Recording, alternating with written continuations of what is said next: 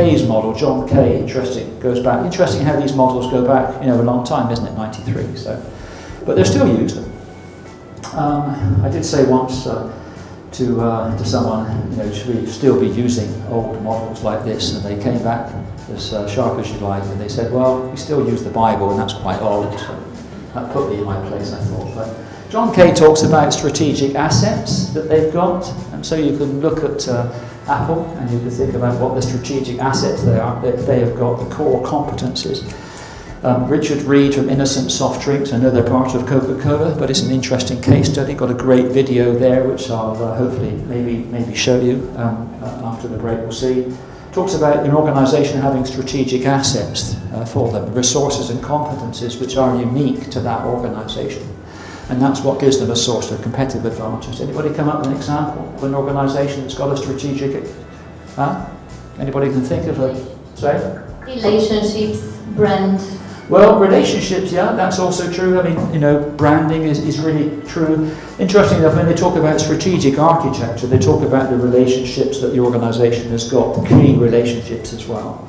All right. It also talks about the importance of reputation.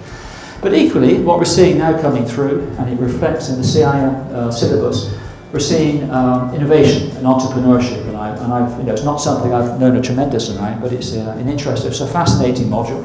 Innovation being new products and services which are different to what you have at the moment.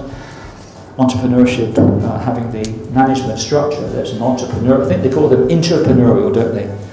An entrepreneurial spirit, because most organisations, when they get bigger, they get risk averse, don't they? Need someone like a Steve Jobs to come along and actually try and shake the mold, because most organisations are staffed by managers. Managers want to keep their jobs, and so that's why that's what happened to Nokia.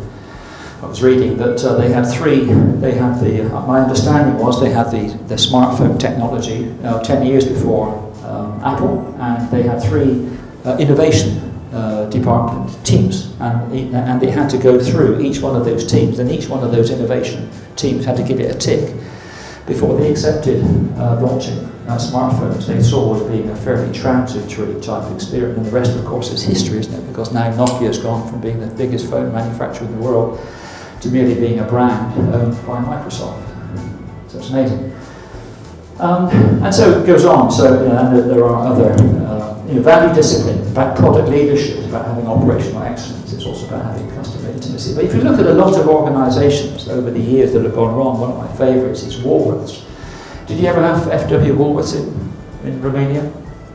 FWW, it's Woolworths. It's a long-standing haberdashery type company. It was American, launched in the UK 100 years ago. In my early days, it was a major player on the high street, and now it's just an online brand, a bit like Dixon's. And we have a company called Poundland. Does that ring any bells? You have Poundland in Romania. Poundland is everything sold for £1. It amazes me that Poundland are in the same stores that FW Woolworths were in, and they've got the same branding and they're selling the same products. But the big difference is Poundland has gone through the roof, and they've been launched on the stock market, and Woolworths are no more. And the big difference between the two was the fact that Woolworths had no clarity about what they stood for, and also what their source of competitive advantage was, whereas Poundland have got great clarity. So it's interesting. So anyway, competitive advantage is pretty much the main three.